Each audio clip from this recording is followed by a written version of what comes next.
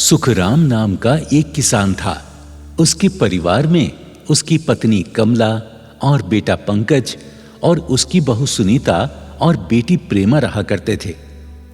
इस छोटे से परिवार में हमेशा खुशहाली बनी रहती थी। ननद प्रेमा की अपनी भाभी सुनीता से कभी नहीं बनती थी। छोटी छोटी बातों पर ननद अपनी भाभी सुनीता से झगड़ा करती रहती थी। सुनीता श्री बालाजी की सेवा आराधना करती, बालाजी की जोत जलाती और पूजा नित्य नियम से करती थी। सुनीता का यह कार्य ननद प्रेमा को पसंद नहीं था।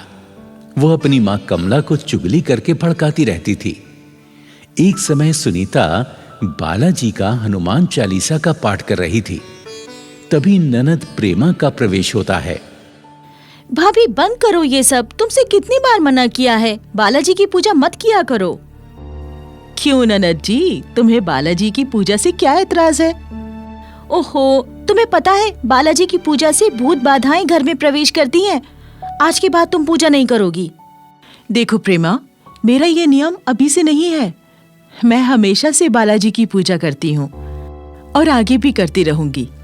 तुम्हें पता है, बालाजी ही ऐसे देवता हैं जो हमें भूत व्याधि से बचाते हैं। तो ठीक है, मैं भी माँ को बताती हूँ। ननद झुंझलाकर वहां से चली जाती है और अपनी माँ को कहती है, माँ, ओ माँ, भाभी को रोको, वो बालाजी की पूजा करती है, तभी हमारे घर में परेशानियां आ रही हैं। ओहो, इस बहू को कितना समझा चुकी हूँ कि हमारे घर में बालाजी को मत पूजा कर। आने दे पंकज को, उसी से कहूंगी तब ये मानेगी। बेटे पंकज का प्रवेश हुआ तो माँ बेटी पंकज को सुनीता के बारे में सारी बात बताती हैं। अरे बेटा, हम तो तेरी बहू से परेशान हो गए हैं। अरे हमने कितनी बार मना किया है कि तू बालाजी की पूजा मत किया कर। हमारे घर में भूत व्याधि आने लगेंगे। अच्छा, ऐसी बात है? मैं भी सुनीता से जाकर पूछता हूँ।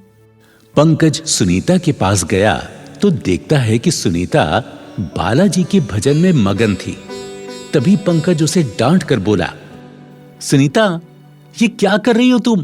तुमसे माँ ने कितनी बार मना किया कि तुम बालाजी की पूजा मत किया करो। तुम्हारी समझ में नहीं आती? चलो उठो, घर का काम करो जाकर। तभी पंकज के पिता वहां आ जाते हैं।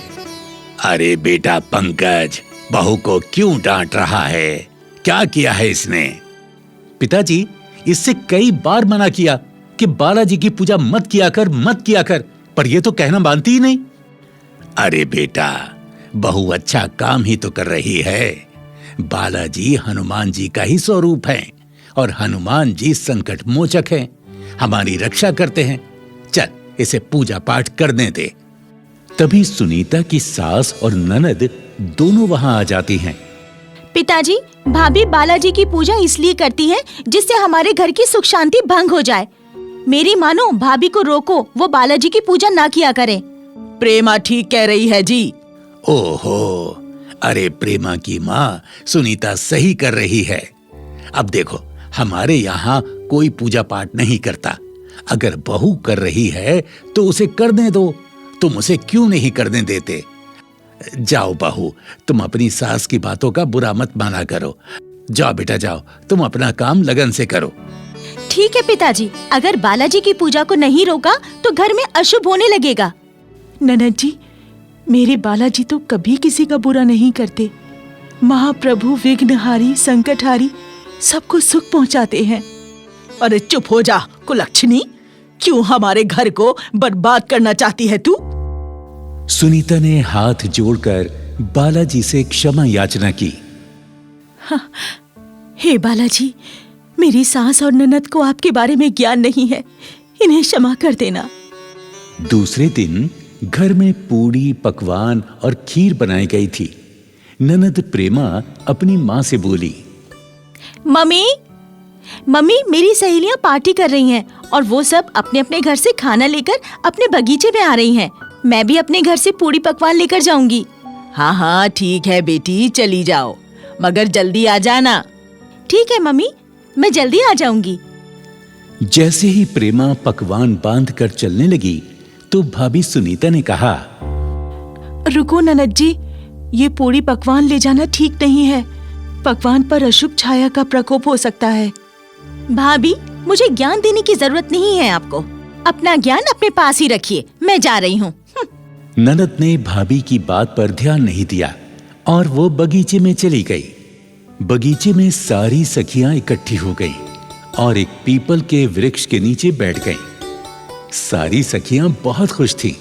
तभी प्रेमा बोली, चंपा, रमा, रानी, चलो शुरू करते हैं पार्टी।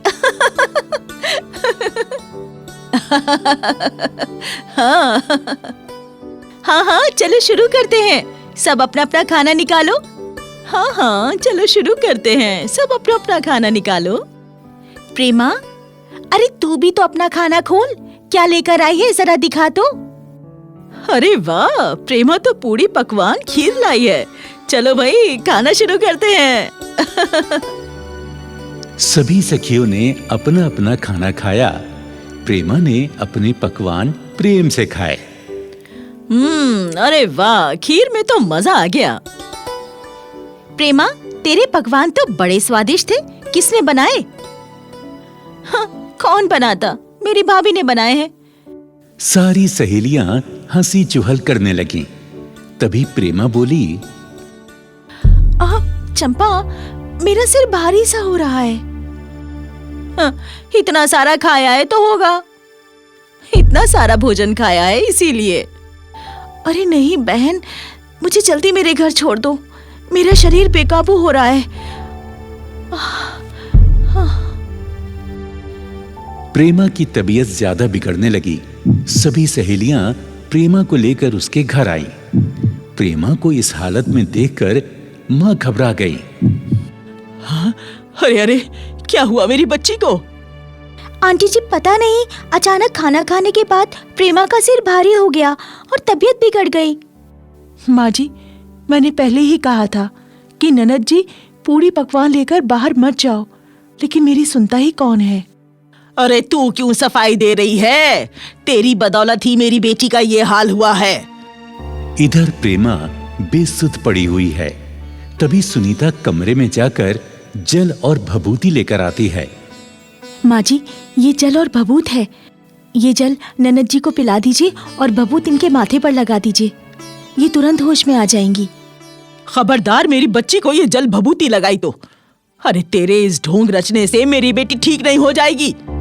हाय, मेरी बच्ची को क्या हो गया? अरे कोई है, इसे ठीक करो। अरे कोई जल्दी से डॉक्टर को बुला कर लाओ। पता नहीं क्या हो गया इसे। अरे पंकज, ओ पंकज। हाँ माँ, क्या हुआ? अरे ये प्रेमा को क्या हुआ? पता नहीं बेटा, अच्छी भली मेरी बेटी अपनी सहेलियों के साथ बगीचे में पिकनिक मनाने गई थी। बस वहीं से मेरी बेटी की तबीयत खराब हो गई। अरे तू जा, जल्दी से डॉक्टर को बुला कर ला। तभी सुखराम भी वहां आ गए। अरे भाग्यवान, क्या हुआ प्रेमा को? देखो जी, मेरी बच्ची बोल नहीं रही है। पता नहीं इसे क्या हुआ है। तभी पंकज डॉक्टर को लेकर आ गया। डॉक्टर प्रेमा का चेकअप करते हैं। देखिए, वैसे तो कोई खास बात नहीं है। ये दवाई दे रहा हूँ, 2-2 घंटे बाद देते रहिएगा। 1-2 खुराक में ठीक हो जाएगी। डॉक्टर साहब, वैसे क्या हुआ है मेरी बिटिया को? कुछ खास नहीं, लगता है चक्कर आ गए हैं। ठीक हो जाएगी, डरने की कोई बात नहीं है। अच्छा, मैं चलता हूँ। प्रेमा को दवाई दी गई पर कोई फर्क नहीं पड़ा। इधर सुनीता कमरे में बालाजी हनुमान जी से प्रार्थना करती है और बालाजी के चरणों में प्रेमा के नाम से 5 रुपए की हाजिरी लगाती है। हे बालाजी, आप मेरी ननद की रक्षा करो, रक्षा करो। हाजिरी लगते ही बालाजी ने सुनीता की विनती सुनी। तभी प्रेमा जोर जोर से झूमने लगी, बयान करने लगी। जो संकट था वो बोलने लगा। मैं पीपल का भूत हूँ। इस लड़की ने पीपल के पेड़ के नीचे पकवान खोले। मैं भी भूखा था। पकवान के साथ साथ मैं इस लड़की के शरीर में प्रवेश कर गया। अब मैं इसके शरीर में ही रहूंगा। मुझे कोई नहीं निकाल सकता।